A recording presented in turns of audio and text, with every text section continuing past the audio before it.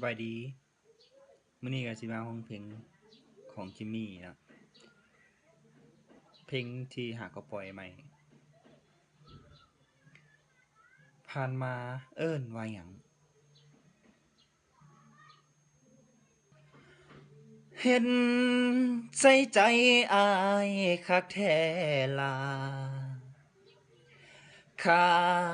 อายสาคันเจ้าสิหนีอายทนเห็นเจ้าจากอายบ่ได้อีหลีหากันดีๆวันนี้คือสิจากไปบ่เอิ้นลา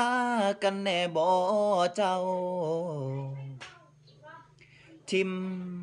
อายเหงาเว้ากับน้ำตามาให้ความหวังแล้วก็มายังจากไปบ่ลาทั้งเบิดนั้นที่คบกันมาอายอยากรู้ว่าน้องขึ้นจั่งใด